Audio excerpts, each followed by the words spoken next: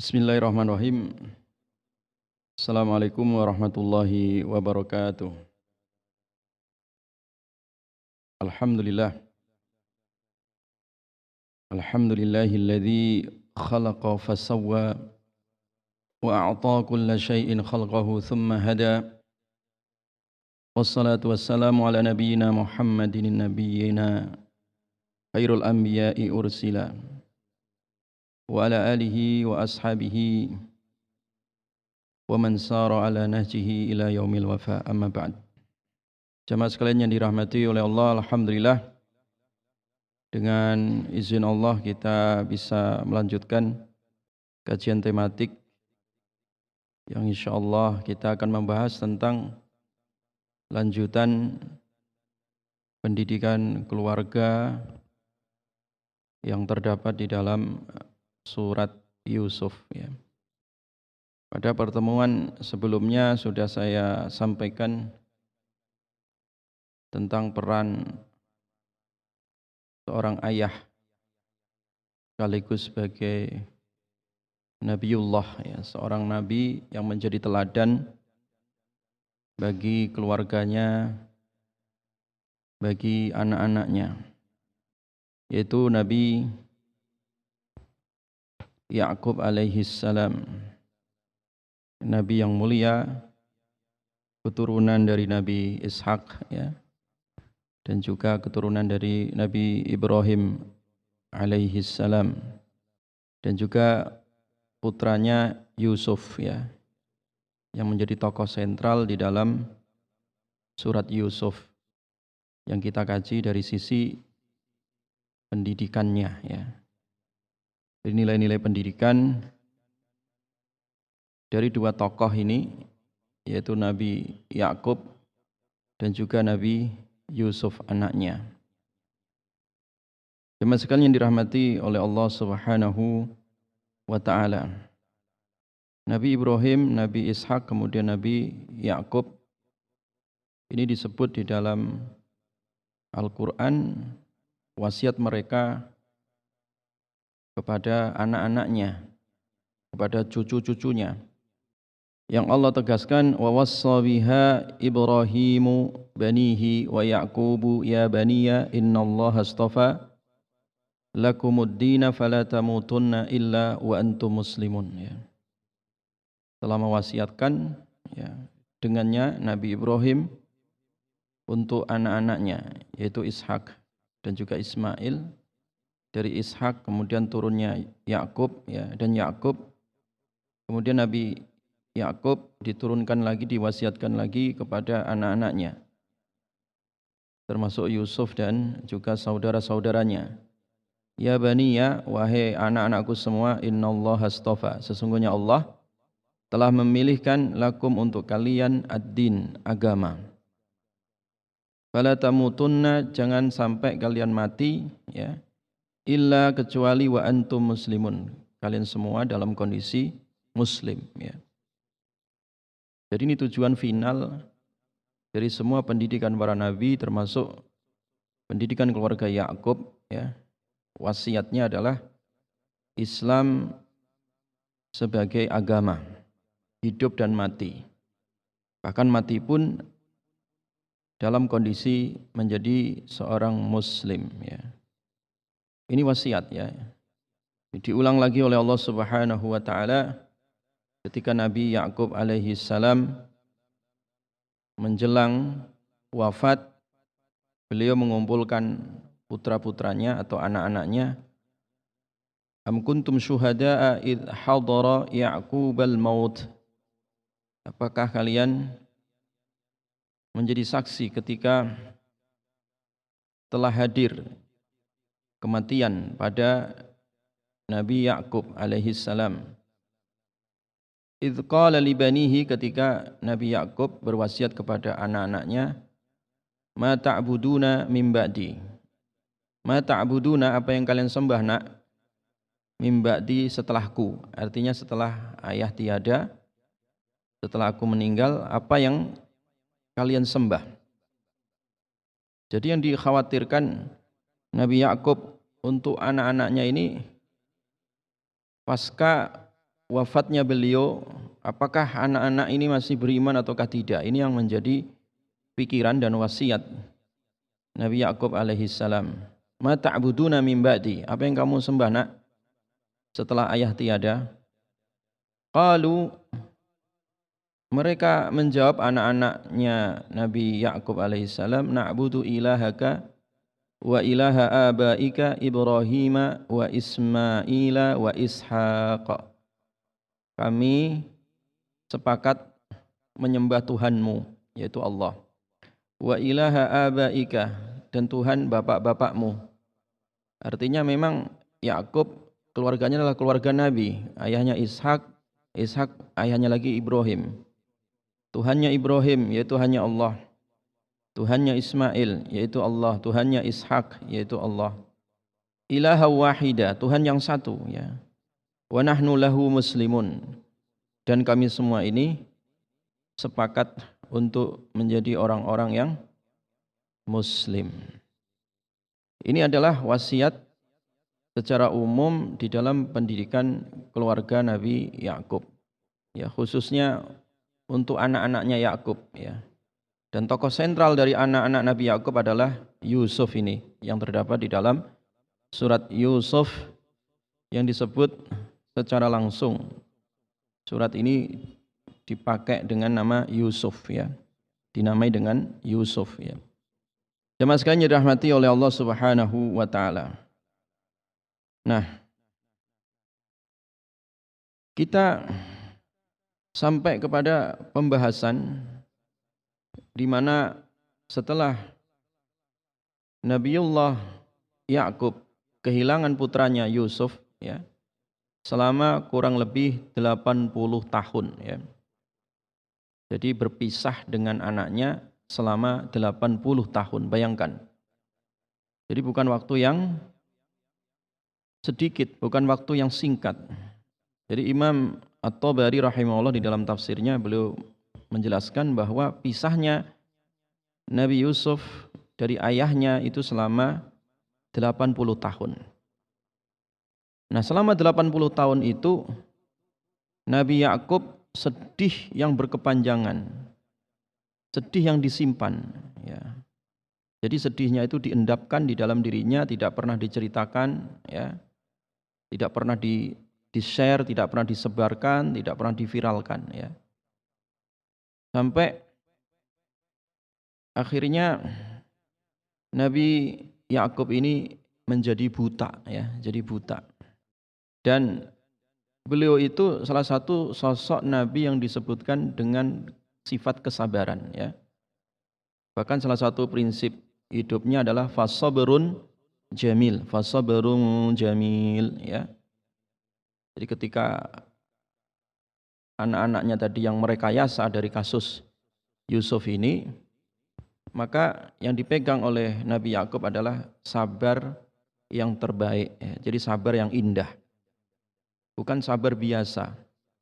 Dan Nabi Yakub alaihi salam senantiasa memiliki harapan, ya, husnudzan kepada Allah Subhanahu wa taala.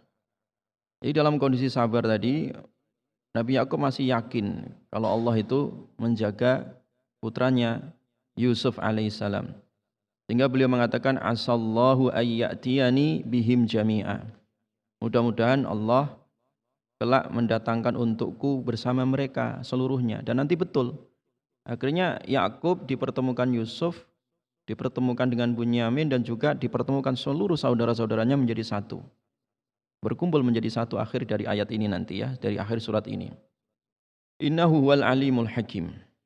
Jadi fasabrun jamil ini adalah nilai edukasi, nilai pendidikan yang diajarkan di dalam keluarganya Yakub alaihissalam. Jadi sabar, bukan sekedar sabar, tapi sabar yang indah.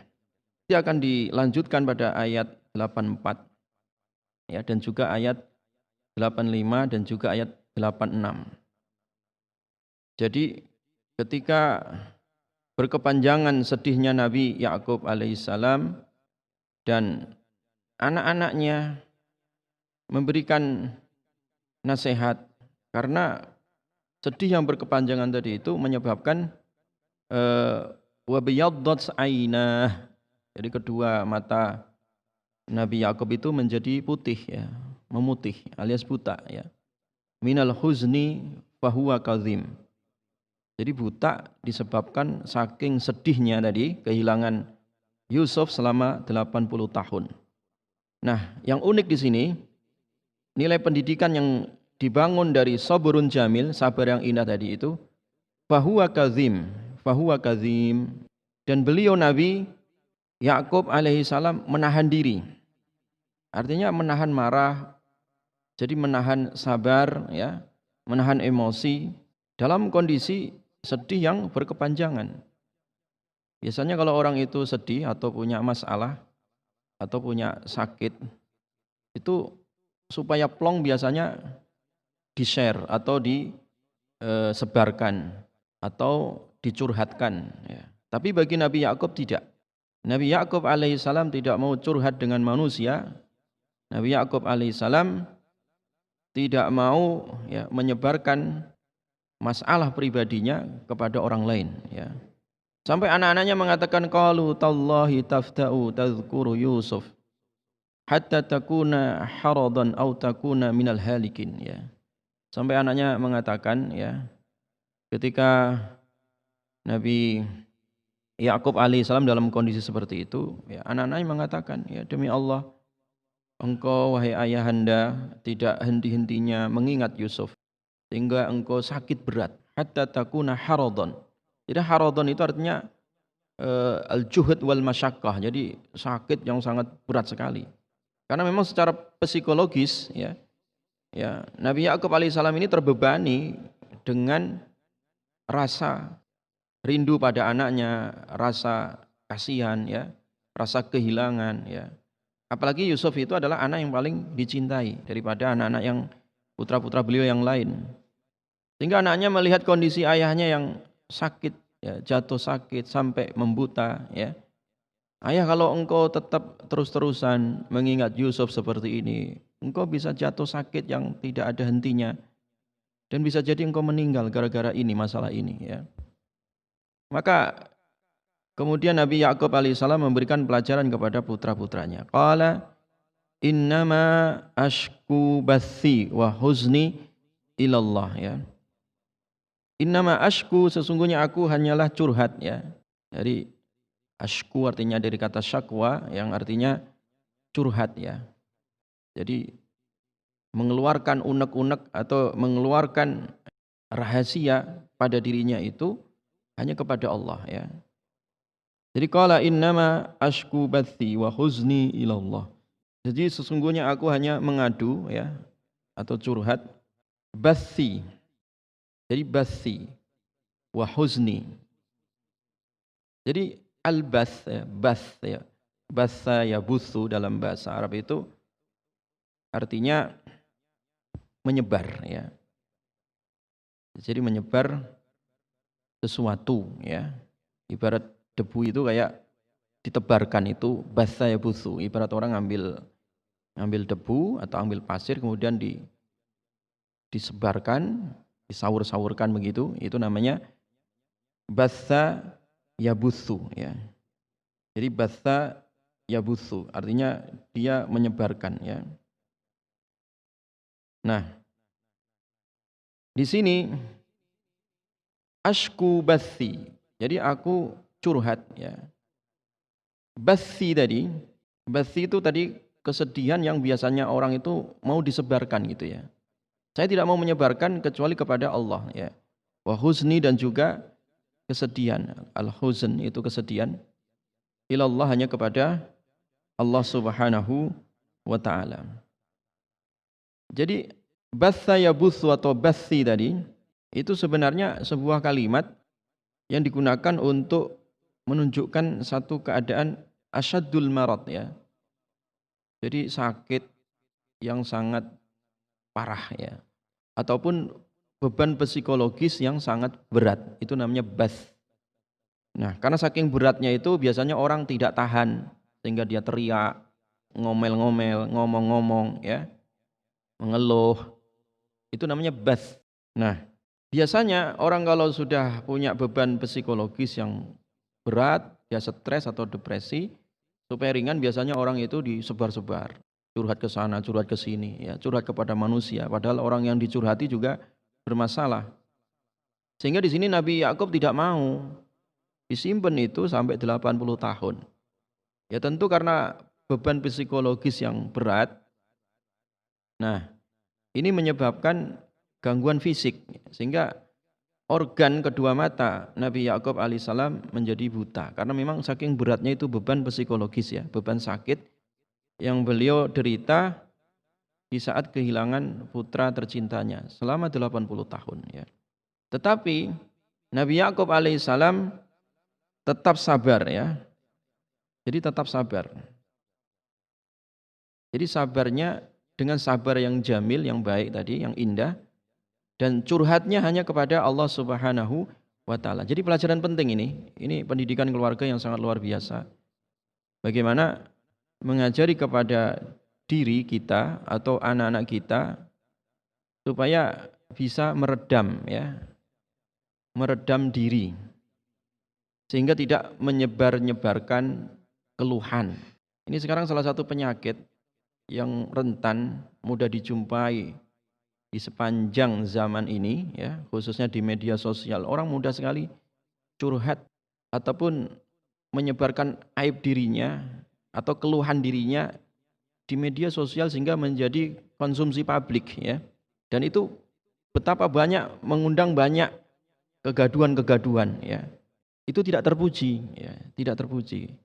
Yang terpuji adalah ketika seseorang itu mampu meredam dirinya, tidak menyebarkan keluh kesahnya kepada orang lain.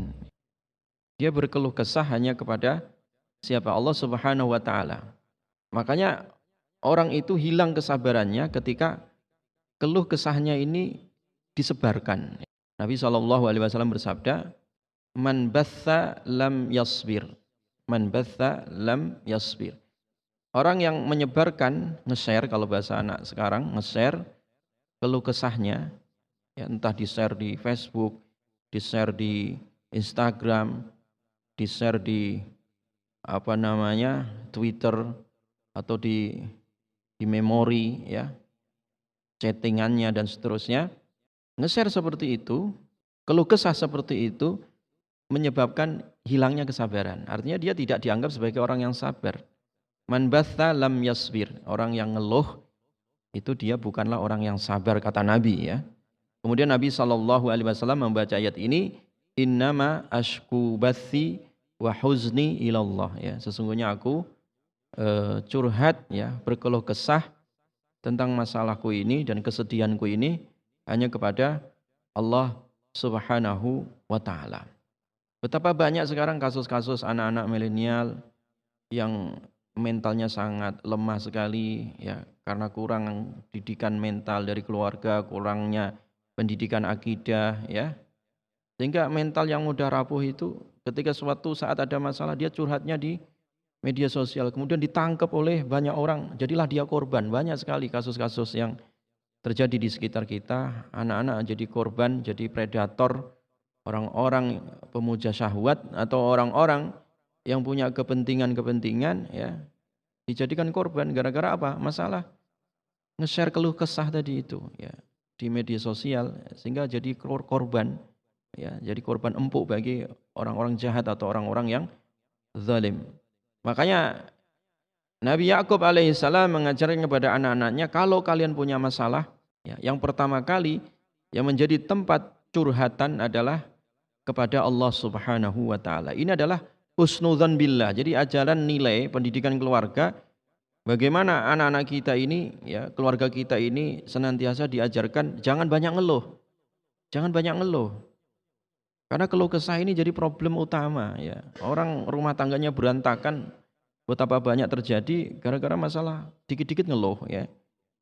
Dikit-dikit masalah tidak mampu menghadapi gara-gara masalah rentannya atau kurangnya keyakinan ya kepada Allah Subhanahu wa taala.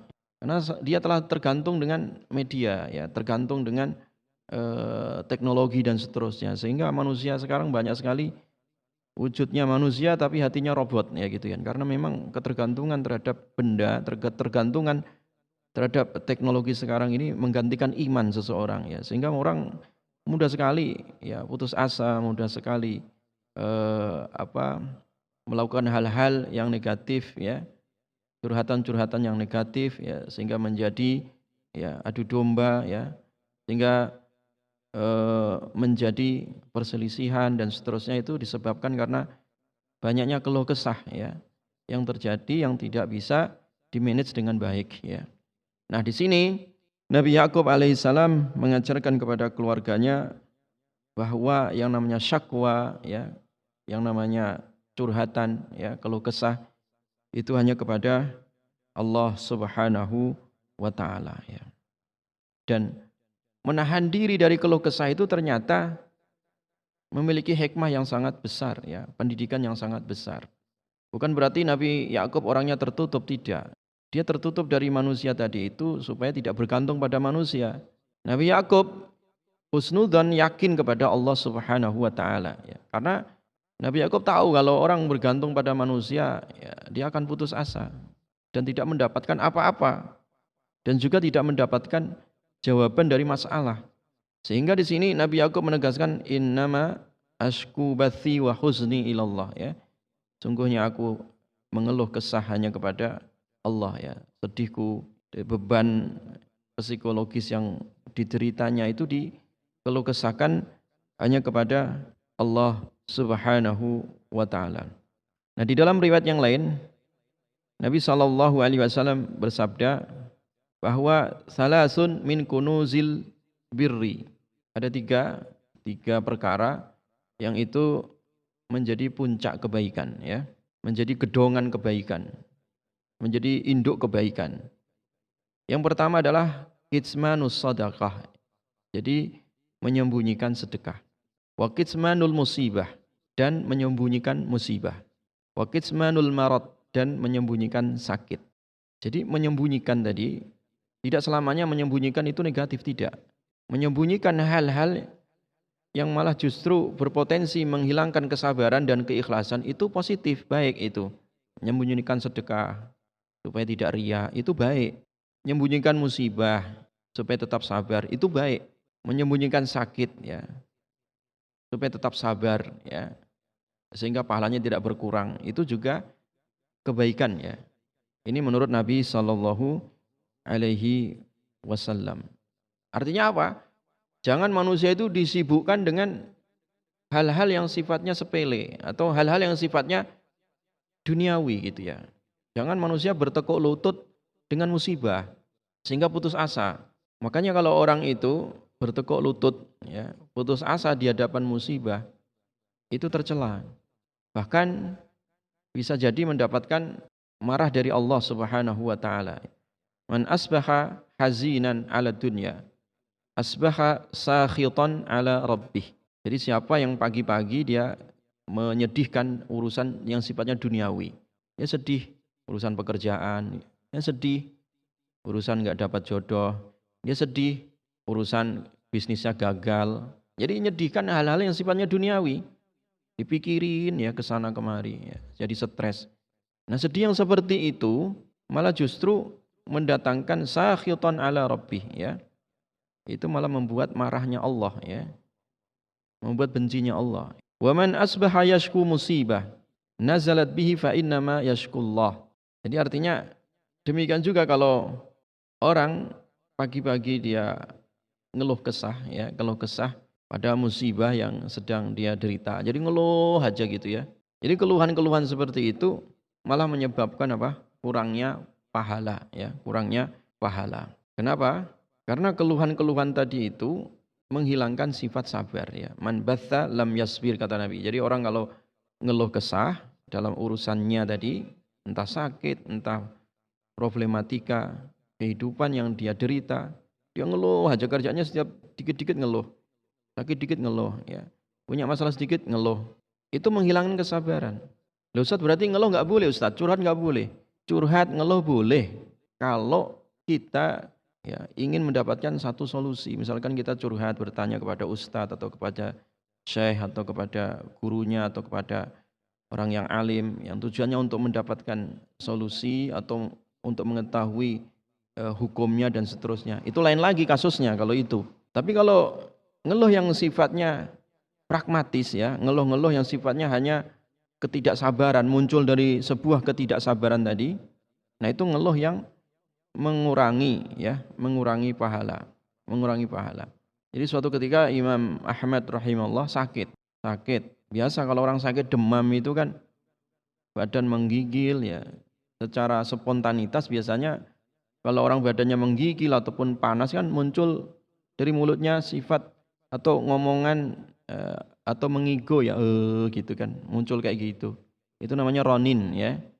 Orang ngomong gitu ya. Jadi begitu saja ngomong begitu ya. Itu termasuk dicatat. Makanya ketika Imam Ahmad dijenguk oleh salah seorang muhaddits yang lain, ahli hadis yang lain, kemudian dibacakan hadisnya bahwa malaikat itu, Raqib dan Atid itu mencatat semua amalan manusia hatta ronin, sampai gregesnya tadi itu ya, mulutnya yang muncul ronin itu gitu ya. Jadi ketika sakit itu ronin namanya. Nah, itu dicatat juga sama malaikat. Ma yalfidhu min qaulin illa ladaihi raqibun atid. Dibacakan ayat itu. Mendengar itu Imam Ahmad besoknya lagi ketika sakit udah enggak pakai ronin lagi tadi, enggak pakai ngeluh tadi, kesakitan tadi, ditahan aja gitu, ditahan semampunya gitu. Ya kenapa? Karena ronin tadi, orang ngeluh tadi sakitnya, aduh sakit gigi kok begini ya, si gigi copot, nah gitu, itu ngurangi pahala itu. Mending diem aja gitu, ditahan supaya apa? Pahala tidak hilang sebab keluh kesah tadi itu. Kita kembali kepada ayat tadi ini bahwa Nabi Yakub alaihi salam beliau berkeluh kesah hanya kepada Allah Subhanahu wa taala. Kemudian yang berikutnya, jadi proses yang panjang tadi sampai 80 tahun ya kehilangan Yusuf. Nabi Yakub alaihissalam tidak putus asa, tetap selalu memerintahkan kepada anak-anaknya, ya bani yadhhabu fatahassasu. Ayat berikutnya ayat 87 itu, wahai anak-anakku semua, ayo berangkat lagi. Fatahassasu, cari informasi, cari kabar. Ini bedanya fatahassasu dengan fatajassasu. Kalau tajassasu itu haram hukumnya. Kalau tajassus itu artinya nyari-nyari kesalahan orang. Itu namanya tajassus ya. Tajassus itu artinya nyari-nyari kesalahan orang. Tapi kalau tahassus ya, fatahassasu pakai hak bukan pakai jim ya. Itu artinya cari-cari kabar baik gitu.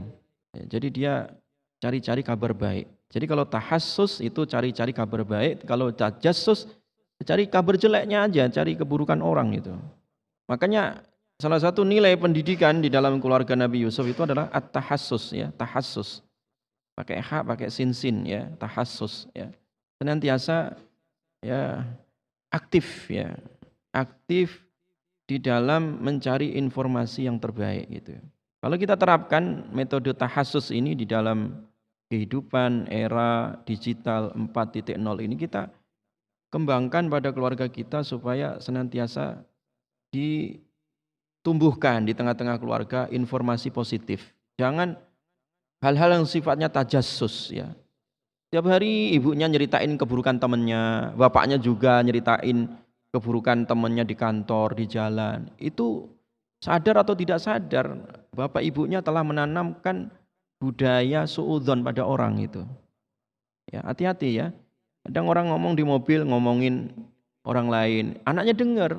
Emangnya anaknya gak paham itu, walaupun anak usia 3 tahun, 4 tahun, 5 tahun itu paham itu. Makanya jangan sampai menyebarkan berita buruk anak kita dengar, itu bahaya itu. Apalagi kalau berantem di depan anak-anaknya, ini bahaya lagi. Nah sehingga Nabi Yakub alaihissalam mengajarkan pada anak-anaknya metode tahassus ya, tahassus bukan tajassus ya. Nah sekarang yang beredar di tengah masyarakat budaya tajassus malah. Makanya sekarang ada survei bahwa hasil survei di media sosial itu tajassus, nyari berita-berita buruk itu menempati ranking paling tinggi. Sehingga yang terjadi apa? Efek sosialnya di tengah masyarakat, kegaduhan sosial. Kegaduhan. Adu domba di sana sini, orang saling curiga. Jadi baik tingkat keluarga atau masyarakat sampai di pemerintahan selalu begitu. Perang berita, cari kesalahan sana sini terus digodok dan juga dibakar, digoreng terus ya di media. Media-media tajasus inilah yang sebenarnya menjadi racun ya informasi di tengah-tengah masyarakat. Nah, ajaran Nabi Yakub alaihissalam adalah tahassus tadi. Jadi cari nak kamu nak informasi yang baik. Barangkali ada kabar tentang Yusuf. Padahal sudah 80 tahun nih sampai buta ya Nabi Yakub alaihissalam. Jadi mungkin kalau ibarat orang Yusuf udah mati, masa sih sudah puluhan tahun disuruh cari terus. Tapi kata Nabi Yakub, ya bani yadhabu, ayo udah kamu pergi nak kamu nak. Fatahassasu, maka carilah informasi yang baik.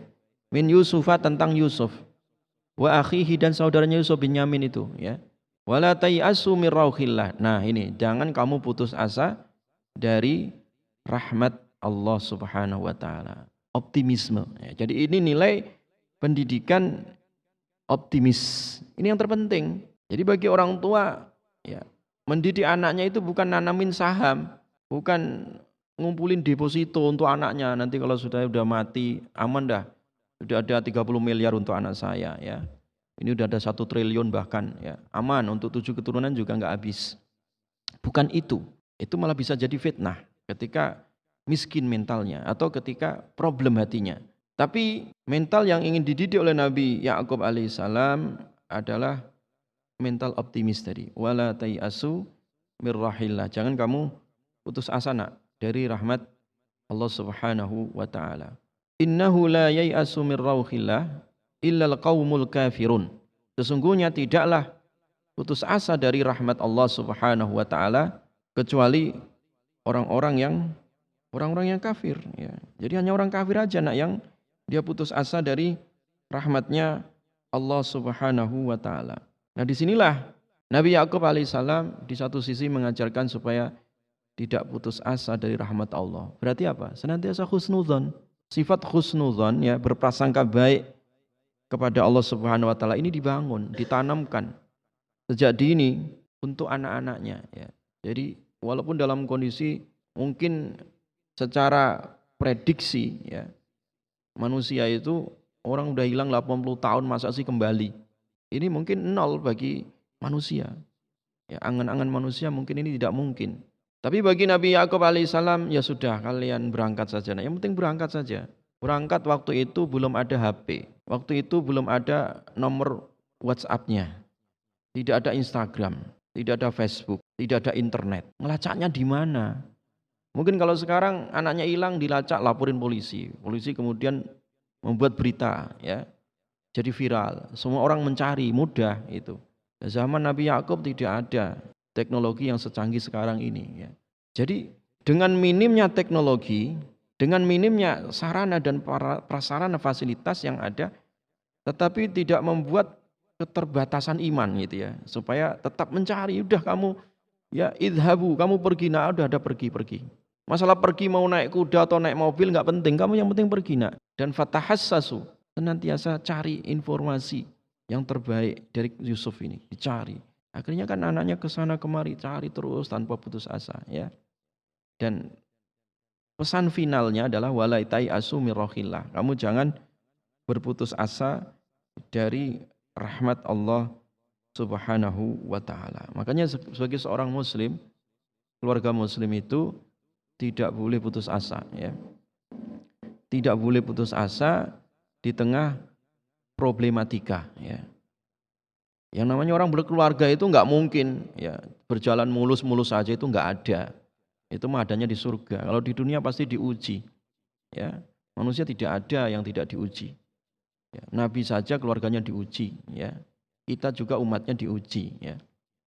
Karena ujian inilah justru menjadi sarana meningkatkan keimanan ya. Meningkatkan keimanan bahwa Allah Subhanahu wa taala menjadikan kehidupan kematian ya ujian. Alladzi khalaqal mauta wal hayata liyabluwakum ayyukum ahsanu amala. Allah menciptakan mati hidup itu ya supaya menjadi pelajaran ya, ujian. Nah, hasil dari ujian tadi evaluasinya supaya menjadi liyabluwakum ayyukum ahsanu amala. Menjadi ahsanu amala. Mana di antara kalian yang paling ahsan, yang paling ihsan amalnya, ya, yang paling bagus tingkatan keimanannya, yaitu ihsan tadi. Jadi di tengah ujian tadi itu jangan putus asa. Jadi tidak boleh orang itu putus asa. Sakit. Kadang banyak juga orang sakit. Putus asa akhirnya bunuh diri, ya. Orang putus asa seperti itu malah mendapatkan murka dari Allah Subhanahu wa taala. Orang berdosa pun kadang putus asa dia. Wah, sudah kadung banyak dosa, sekalian aja. Padahal Allah Subhanahu wa taala masih memberikan harapan kepada hambanya. Qul ya ibadiyalladzina asrafu ala anfusihim la taqnatu mir rahmatillah. Innallaha yaghfirudz dzunuba jami'a innahu wal ghafurur rahim. Katakan, wahai hambaku yang kebanyakan dosa, ya, yang israf, yang melampaui batas. Jadi orang-orang yang melampaui batas saja masih dipanggil hambaku, kata Allah. Ya kan? Artinya apa? Allah masih memberi harapan pada manusia walaupun dosanya segede bumi, seluas lautan, terbentang daratan. Allah masih memanggil hambaku, kamu jangan putus asa, ya. Jadi Allah Maha Pengampun dan diampunkan seluruh dosa. Jadi enggak usah khawatir. Nah, konsep wala tayasu mirauhillah tadi ini ditanamkan betul oleh Nabi Yakub untuk anak-anaknya. Dan ini adalah inti dari pendidikan sebenarnya. Inti pendidikan itu bukan supaya anak kita bisa terbang ke langit, tidak. Supaya bisa lari sampai luar negeri, tidak. Itu bukan inti pendidikan. Disekolahkan paling mahal atau paling favorit lah. Bukan olimpiade ini, olimpiade itu, tidak. Tapi pendidikan itu adalah nilai yang terpenting. Nilai bagaimana anak-anak tumbuh kembang supaya menjadi insan kepribadian yang kokoh tadi, tidak putus asa, berharap kepada Allah, husnudzon kepada Allah, ya kan? Diajari bagaimana anak-anak ini bisa meredam diri, ya, curhat kepada Allah, ya, bisa menahan amarah, bisa menahan emosi dan seterusnya. Ini sebenarnya pendidikan karakter, ya, yang mulia yang diajarkan oleh Nabiullah Yakub alaihi salam kepada anak-anaknya. Dan sebagai seorang ayah, beliau menjadi teladan. Dicontohkan tadi. Dengan apa tadi? Fahuwa kazim. Kazim itu, ya ikhwah, jamaah sekalian, orang yang bisa menahan diri, ya, bisa menahan emosi. Itu kazim, ya. Bisa memanage, ya, kejiwaannya. Sehingga tidak mudah keluh kesah, bisa menahan amarahnya, menahan emosinya, ya, menahan kesedihannya. Dan itu dipendam oleh Nabi Yakub kurang lebih selama 80 tahun. Itu betah itu. Orang kadang baru ada masalah sehari aja udah berantakan. Ya? Gara-gara suaminya musim pandemi kena PHK langsung ngelayangin surat gugatan cerai misalkan. Nah ini macam apa ini, ya? Atau penghasilannya menurun misalkan hanya gara-gara bisnisnya banyak hambatan. Terjadi konflik-konflik yang sifatnya duniawi tadi, ya. Terjadi konflik-konflik yang sifatnya materi, yang tidak punya landasan akal sehat sebenarnya, ya. Hanya sekedar emosi, ya, mudah terpancing, ya. Nah, di sini ketika kita melihat ayat, ya, pendidikan dari Nabi Yusuf alaihissalam, ya, dan juga keluarganya, ya, Nabi Yakub sebagai tokoh sentral, sebagai kepala sekolah yang ada di rumah tangga tadi, ya, memberikan motivasi, ya, berperan sebagai seorang motivator bagi anak-anaknya. Nak, nggak usah putus asa, yang penting kamu berangkat, terus cari informasi yang baik, ya, terus berjalan di jalan Allah, jangan putus asa dari rahmat Allah, ya. Itu, ya, itu yang ditanamkan oleh Nabiullah Yakub kepada anak-anaknya, ya. Makanya jamaah sekalian, ini adalah pendidikan optimis, ya. Ini pendidikan yang ditanamkan dalam rangka untuk senantiasa husnudzon, ya, berprasangka baik kepada Allah Subhanahu wa taala. Jadi jangan tergesa-gesa jadi orang. Kadang orang itu udah merasa capek, udah doa terus tapi tidak dikabulkan oleh Allah, ya. Udah setahun, 2 tahun minta nggak dikasih-kasih juga. Udah nikah 10 tahun nggak punya anak, ya gimana caranya? Udah ke dokter ngabisin duit, ya, ke spesialis ini, spesialis itu, ya sudah gajinya habis, tapi belum dikasih anak juga. Nah, ini namanya putus asa. Tidak boleh ya. Senantiasa berharap kepada Allah Subhanahu wa taala. Berdoa. Karena setiap doa itu pasti didengar oleh Allah Subhanahu wa taala. Yustajabu li ahadikum ma lam ya'jal. Kalian itu dikabulkan doa-doanya selama tidak tergesa-gesa. Sahabat bertanya, tergesa-gesa dalam doa itu seperti apa ya Rasulullah? Yaitu orang dia ngomong da'autu falam yustajab li. Sudah kadung doa tapi enggak didengar sama Allah. Itu namanya istijal ya, tergesa-gesa di dalam berdoa dan itu tidak terpuji ya. Jadi oleh karena itu ayat ini sekali lagi bicara tentang bagaimana pendidikan keluarga itu hendaklah dibangun di atas keimanan tadi, di atas nilai ya. Nilai yang ditanamkan adalah bagaimana nilai husnudzon kepada Allah, berprasangka baik kepada Allah, nilai optimis ya, senantiasa bergerak ya, tidak mandek ya, senantiasa berjuang ya, tidak keluh kesah ya, dan tidak putus asa dari rahmat Allah Subhanahu wa taala sehingga manusia itu merasa cukup ya dengan Allah itu ya. Curhat dengan Allah ya, karena Allah segalanya gitu. Allah itu segalanya ya.